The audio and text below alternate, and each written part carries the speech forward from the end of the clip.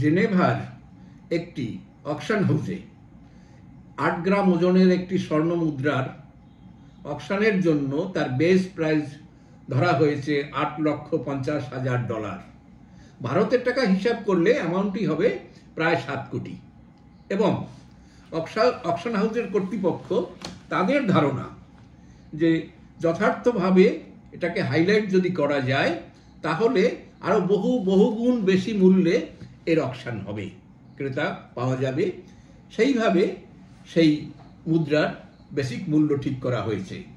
কারণ সেই সংস্থা, মুদ্রা অকশনের যে সংস্থা জেনেভার, তার প্রধান ফ্রাঙ্ক বেলডাচি, তিনি বলেছেন যে এর আগে আমরা 17 বার প্রাচীন মুদ্রার অকশন করলেও এই মুদ্রার যে অকশন, এই মুদ্রাটি বিশেষ করে নানান কারণে অত্যন্ত বিখ্যাত। ফলে এর অনেক ভালো বাইডার পাওয়া যাবে যারা এই বিটে অংশগ্রহণ করবে। কারণ এই মুদ্রাটির যেমন একদিকে ঐতিহাসিক গুরুত্ব রয়েছে, তেমনি রাজনৈতিক, অন্যদিকে আর্টিস্টিক অর্থাৎ শিল্প সুষমা মণ্ডিত, যেরকম স্বর্ণ মুদ্রা প্রাচীনকালে খুবই কম পাওয়া গেছে। মুদ্রাটি কার? এই মুদ্রা হলো রোমের ব্রুটাসের, যার সম্পূর্ণ নাম মার্কাস জুনিয়াস ব্রুটাস।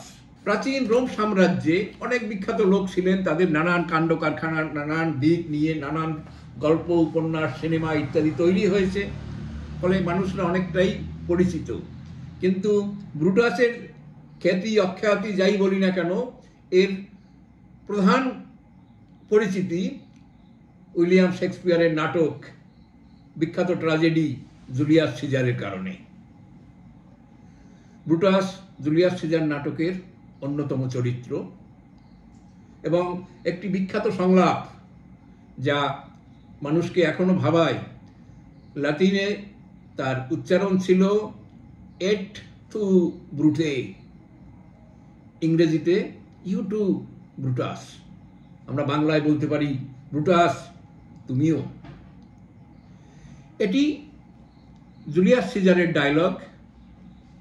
তাকে যখন হত্যা করা হচ্ছিল এবং ব্রুটাস যখন তাকে ছুরিকাঘাত করে, সেই ছুরিকাঘাতের সময় এই শব্দটি বেরিয়ে এসেছিল জুলিয়াস সিজারের মুখ থেকে। জুলিয়াস সিজার একজন স্বৈরতান্ত্রিক শাসক ছিলেন, খ্রিস্টপূর্ব 49 থেকে 44 সাল পর্যন্ত যার শাসনকাল। একদা ব্রুটাস তার বিপক্ষে ছিল এবং ঘটনাক্রমে সিজার ব্রুটাসের অপরাধ ক্ষমা করে দিয়ে উচ্চ পদে বহাল করেছিলেন এবং উভয়ের মধ্যে সম্পর্কের উন্নতি হয়েছিল, খুব ভালো ছিলেন। কিন্তু সিজারের অনেক কাজকর্ম ব্রুটাসের পছন্দ ছিল না। তার মধ্যে নাটকে যা দেখানো হয়েছে, তৃতীয় অঙ্কের প্রথম দৃশ্যে, সেখানে একটি চরিত্র সে বলেছিল যে তার ভাইয়ের নির্বাসনের যে দণ্ড ছিল, সেই দণ্ডকে কমিয়ে দিতে হবে বা মাফ করে দিতে হবে। মেটেলাস সিম্বারের ভাই, সে অন্যায়ের জন্য তাকে নির্বাসন দণ্ড দেওয়া হয়েছিল। কিন্তু সে যখন তার হয়ে ক্ষমা প্রার্থনা করে বললেন যে তার দণ্ড কমিয়ে দেওয়া হোক, সিজার বললেন যে না, তাকে যথার্থ দণ্ড দেওয়া হয়েছে, তার অপরাধের সাথে এই দণ্ড হ্রাসের কোনো কথা উঠতে পারে না। ব্রুটাসও সেই রিকোয়েস্ট করেছিলেন, কিন্তু ব্রুটাসের রিকোয়েস্ট মানেননি। তখন একাধিক লোক সিজারকে ছুরিকাঘাত করেন এবং সর্বশেষ আঘাত করে ব্রুটাস। এবং সেই সময় ওই সংলাপ, সেই বিখ্যাত সংলাপ যা প্রবাদ সম সারা পৃথিবী জুড়ে। এরপরে ব্রুটাসের জীবনে অনেক উত্থান পতন ঘটে এবং 42 বলা যেতে পারে, 42 বিসিতে তিনিও ক্ষমতাশালী হয়ে তিনিও নিজের নামে মুদ্রা চালু করেন, মুদ্রা প্রচলন করেন, স্বর্ণ মুদ্রা এবং রৌপ্য মুদ্রা। যে আলোচ্য যে আমরা মুদ্রার কথা বলেছি, যেটা অকশনের জন্য এসেছে, সেই মুদ্রা কিন্তু 42nd বিসিতে তৈরি, যেখানে ব্রুটাসের প্রতিকৃতি মধ্যে খোদিত রয়েছে এবং তার চারিপাশে সাজানো রয়েছে লরেল পত্র, লরেল পাতা। প্রাচীন গ্রিস এবং রোমে এই লরেল পাতার একটা বিশেষ গুরুত্ব ছিল। লরেল জলপাই জাতীয় একটা উদ্ভিদ, জলপাই বর্গের, যার গুরুত্ব এতই বেশি ছিল যে কোনো বিজয়ী তাকে সম্মান দেখানোর জন্য তাকে এই পাতার, লরেল পাতার মালা গেঁথে তার গলায় দেয়া হতো অথবা মুকুট তৈরি করে তার মাথায় দেয়া হতো। অর্থাৎ এতটাই গুরুত্বপূর্ণ সেই পাতা দিয়ে সাজানো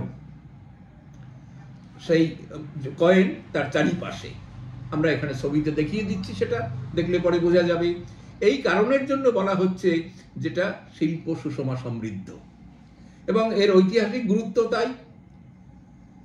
এভাবে আমাদের অকশান বাজারে অকশানের সময় একটি মুদ্রার দাম এই স্তরে পৌঁছে যাওয়া কারণ সেটাই যে উইলিয়াম শেক্সপিয়ার রয়েছেন একদিকে, সিজার এবং ব্রুটাসের দুই চরিত্র, তাদের উল্লেখ রয়েছে এবং পরিণতি কিন্তু একই হয়েছিল। ব্রুটাসেরও ঘটনাক্রমে তাকেও আত্মহত্যা করে এই নাটকের পঞ্চম অঙ্কের পঞ্চম দৃশ্যে দেখানো হয়েছে তিনি আত্মহত্যা করতে বাধ্য হয়েছিলেন। এ হলো নাটকের কথা, ইতিহাসের কথা।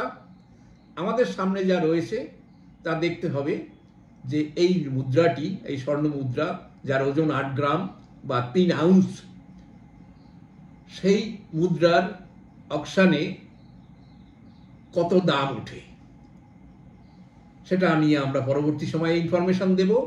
আপাতত এটুকুই। নমস্কার।